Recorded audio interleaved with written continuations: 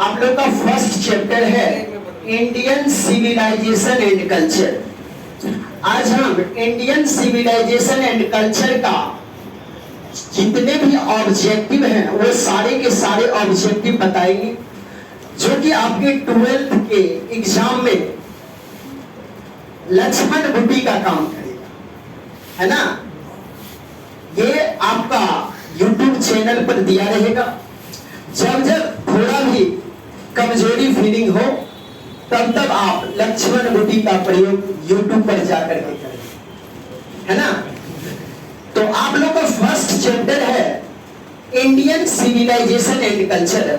बहुत सारे objective first chapter से पूछते हैं, इसको ध्यान में रखते हुए सभी लोग ध्यान से सुनेंगे।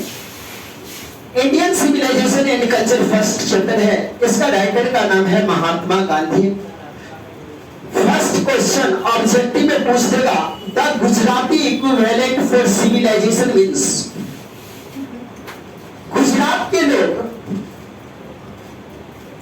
सिविलाइजेशन यानी सभ्यता को दूसरे चीज किस चीज से कंपेयर किए हैं, किसके बराबरी किए हैं? Bad contact option A, option B intelligent, option C good contact, option D none of these. तो आप लोग को गुड कॉन्टेक्ट यानी गुजरात के लोग बोलते थे जिसके पास सभ्यता है और जिसके पास अच्छा आचरण है, वे दोनों लोग बराबर होते हैं। सेकेंड क्वेश्चन आप लोग देखिएगा, कहता है that were satisfied with a small village, यानी कौन छोटे से गांव में रहना ही पसंद करते थे, खुश रहना चाहते थे, छोटे से गांव में रह करके खुश रहना चाहते थे? कौन ऐसा बोले?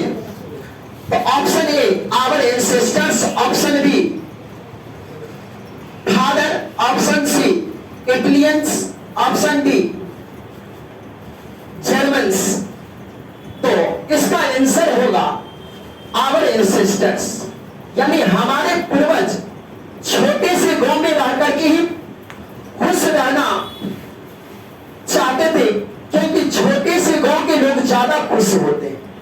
इसीलिए हमारे पूर्वज छोटा गांव और छोटा परिवार सदैव खुश होता है, इसीलिए हमारे पूर्वज छोटे से गांव में ही रह करके खुशी का आनंद उठाना चाहते थे। उसके बाद नेक्स्ट क्वेश्चन है, I believe that the civilization India has evolved is not to be beaten in the world। कहता है मुझे विश्वास है कि सिविलाइजेशन यानी सभ्यता इंडिया हैज इवॉल्व, भारत ने जिस सभ्यता का विकसित किया है उसे कोई भी परास्त नहीं कर सकता। अब ऑप्शन में देने का ये कहां का है? तो ऑप्शन ए में इंडियन सिविलाइजेशन एंड कल्चर से लिया गया है क्या? द अर्थ से लिया गया है क्या? भारत इज माय होम से लिया गया है क्या? उसके बाद इंडिया ट्रेवलर्स आई से लिया गया है क्या? तो ये आपको बताना पड़ेगा कि इसका ये जो लाइन लिया गया है, I believe that the civilisation India has evolved is not to be beaten in the world, या जो है इंडियन सिविलाइजेशन एंड कल्चर से लिया गया है। नेक्स्ट क्वेश्चन देखिएगा, India remains immovable, India that is her glory. India remains मतलब होता है बचा होना, इंडिया भारत, इमूवेबल मतलब होता है अस्थायी, एंड दैट इट इज हर, कहता है कि भारत आज भी बचा हुआ है। क्या बचा हुआ है भारत का? Independence, glory, honesty, power. तो भारत का आज भी क्या बचा हुआ है? ग्लोरी। ग्लोरी मतलब होता है सुंदरता, सबका सभ्यता और सांस्कृतिक का सुंदरता समाप्त हो गया, लेकिन आज भी भारत अपने पथ पर अडिग है। इमूवेबल मतलब होता है अडिग होना, याद रखें, अस्थायी होना। नेक्स्ट देखिएगा, our forefathers did not invent machinery because, हमारे पूर्वज मशीन बनाना क्यों नहीं चाहते थे? They knew we would become slaves, they knew we would be happy. They did not like to see us comfortable. They were jealous of us. तो आप कह सकते हैं कि हमारे पूर्वज, ऑप्शन ए सही होगा, हमारे पूर्वज इसीलिए मशीन बनाना नहीं चाहते थे क्योंकि बिकम एलेजी या बिकम स्लेव्स, यानी वह आलसी हो जाते। हमारे पूर्वज इसीलिए मशीन बनाना नहीं चाहते क्योंकि वह आलसी हो जाते। नेक्स्ट क्वेश्चन है, डॉट में rules, dot were rules of Egypt, Americans, Africans, Italians, Pharaohs. Option D होगा फिराओज,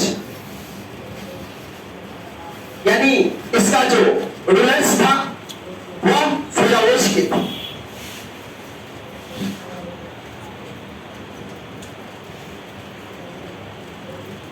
simple living and higher thinking is the base of simple living, यानी सिंपल मतलब सामान, लिव मतलब रहना, सिंपल लिविंग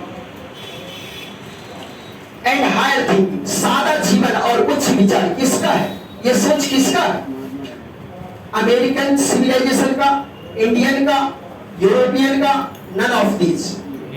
तो ये इंडियन का सोच है कि सिंपल लिविंग और हायर थिंकिंग होना चाहिए।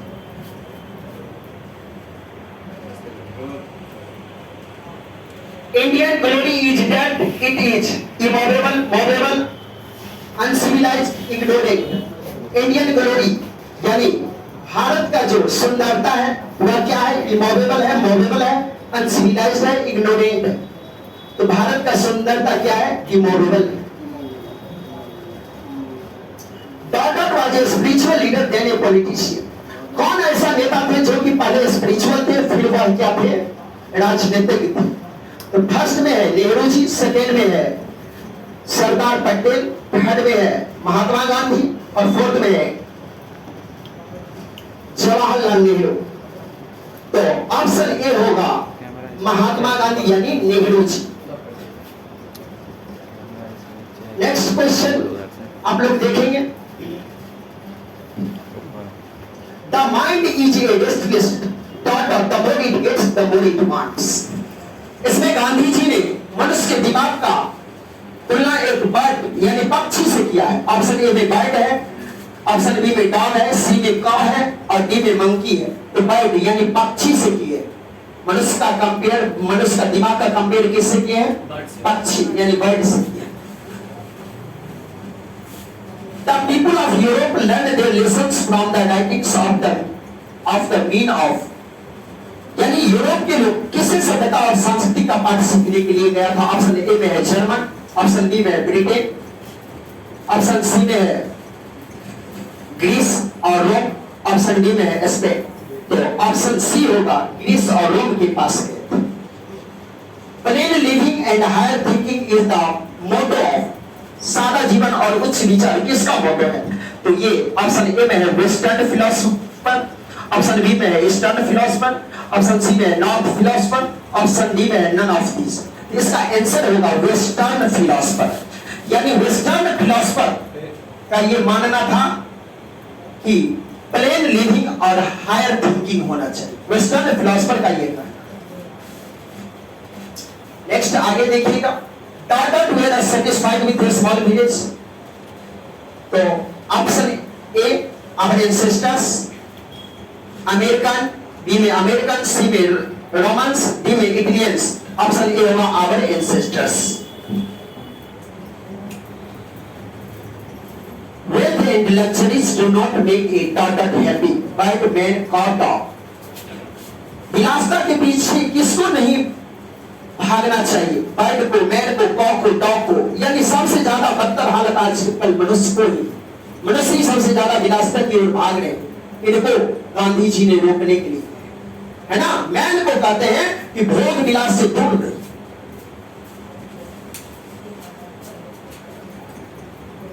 That's all।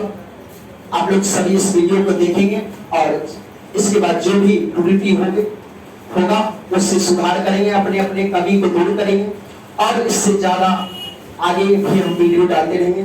आप सभी को धन्यवाद। Thank you very much.